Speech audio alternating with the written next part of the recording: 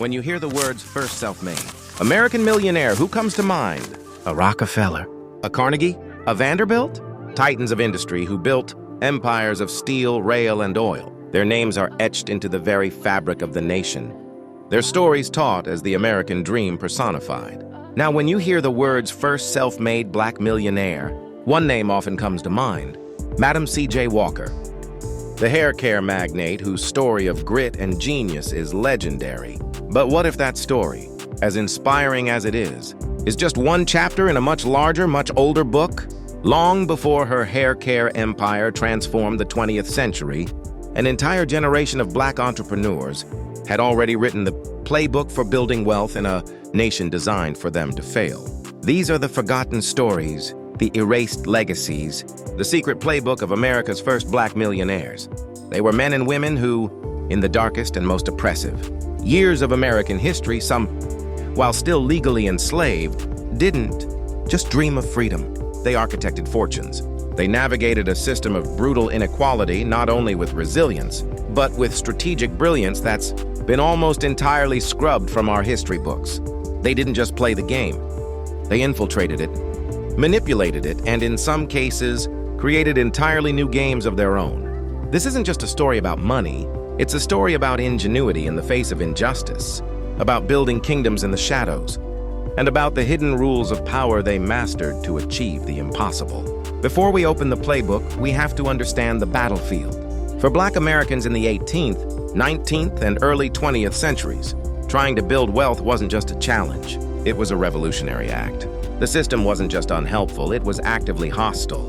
The foundation of the American economy was built on denying black wealth through slavery, where people weren't earners of capital but capital themselves. After the Civil War and emancipation, the tangible chains were replaced by invisible ones.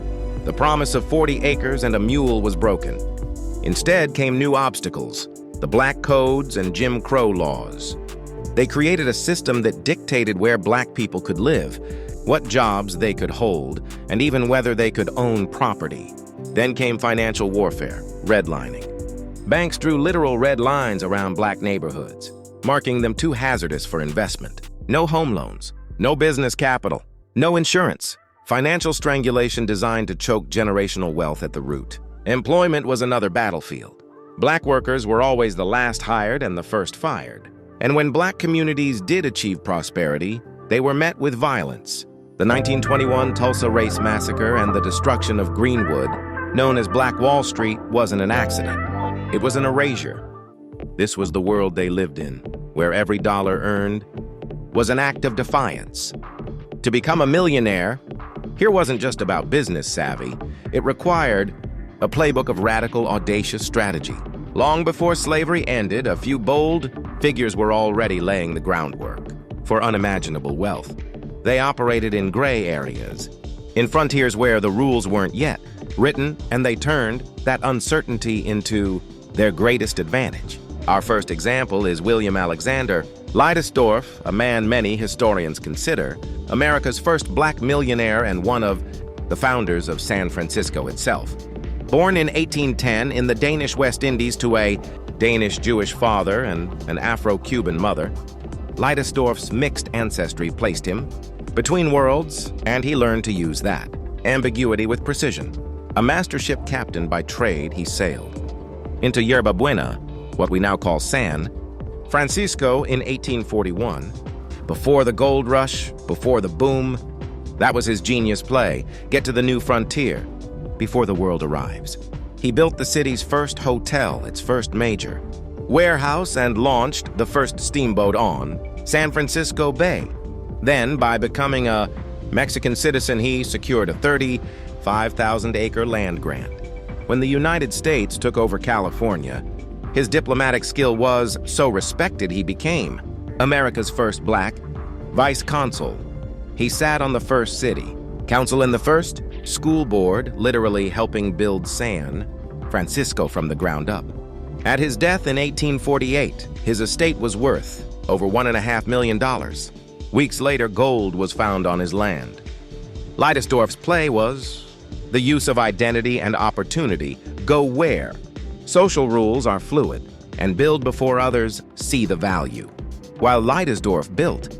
A new city, Jeremiah, Hamilton conquered Wall, street itself, known as the Prince of Darkness. Hamilton was a ruthless broker and speculator in 1830s.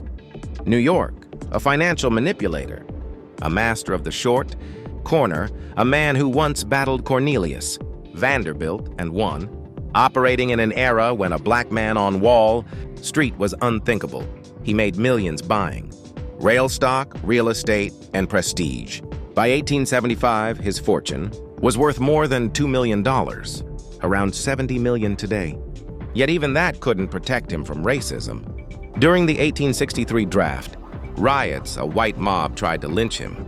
His wife Eliza stood at the door and turned them away. Jeremiah Hamilton's play was infiltration. He didn't build a separate system. He invaded theirs, using their greed, their rules, and their arrogance against them. And when he died, they erased his name from history. The Civil War ended in 1865. Freedom came, but with nothing. Yet from the ashes of bondage, new millionaires arose. Born enslaved in 1818, Biddy Mason was forced to walk from Mississippi to Utah, then to California. When told she was still enslaved in a free state, she sued for her freedom and won. Penniless, she used one skill healing to rebuild her life. Working as a nurse and midwife, she earned $2.50 a day and saved every penny. In 1866, she bought her first property in Los Angeles, 2 lots on Spring Street. That land became the cornerstone of her empire. She built homes, invested in real estate, and founded the first AME Church of Los Angeles right in her living room. When she died in 1891, she was worth nearly $10 million in today's value. Her strategy was to turn service into security, to use her skills to buy permanence, and then to use that permanence to lift others. While Biddy Mason healed her city, Mary Ellen Pleasant mastered its secrets. Known as the mother of the civil rights movement in California, she used invisibility as her weapon. Working as a domestic in elite homes, she listened, gathered information, and invested based on insider knowledge, turning gossip into gold. Her assets, hidden under the name of her white business partner, made her a millionaire. She funded John Brown's raid on Harper's Ferry, sued for civil rights in court, and on the census listed her occupation as capitalist. Her play was to weaponize information, using the system's blind spots as camouflage. These stories are only a glimpse of a history long buried. If you're finding this powerful, share it so these legacies are never forgotten. Now we return to the moguls who didn't just build businesses, they built entire cities. Born in 1839 to an enslaved mother and a white steamboat captain, Robert Reed Church Sr. was nearly killed in the 1866 Memphis race riot. He survived and vowed to own the city that tried to destroy him. When yellow fever ravaged Memphis and property values crashed, he bought everything: land, businesses, entire blocks for pennies. He turned ruin into riches, earning $6,000 a month in rent. Then he used his wealth to build parks, auditoriums, and a bank, the Solvent Savings Bank and Trust Company, Memphis's first black-owned bank. His strategy was to buy the ashes, build power from disaster, and use wealth to create community infrastructure. Then came O.W. Gurley, the architect of Black Wall Street. In 1906, he bought 40 acres in Tulsa and sold it only to black families. He built stores and hotels and loaned money to entrepreneurs. His partner, J.B. Stratford, helped him build an entire city, Greenwood, a thriving, self-sustaining community where the black dollar circulated dozens of times before leaving. By the 1920s, it was known as Negro Wall Street, but success invited hate. In 1921, a white mob destroyed it all, burning 35 blocks and killing hundreds. Gurley's play was economic enclosure, creating a self-contained ecosystem for his people. His utopia was destroyed, but not forgotten. As the 20th century dawned, a new empire emerged, built by black women for black women. Born in 1877, Annie Turnbow Malone was a natural chemist. She saw how harsh hair products were harming black women and created her own. Her wonderful hair grower became a sensation. But her real genius was her business model. She didn't sell in stores. She trained a national army of Poro agents, black women who sold her products door to door. She built Poro College, a multi-million-dollar complex that was part factory, part school, and part community hub.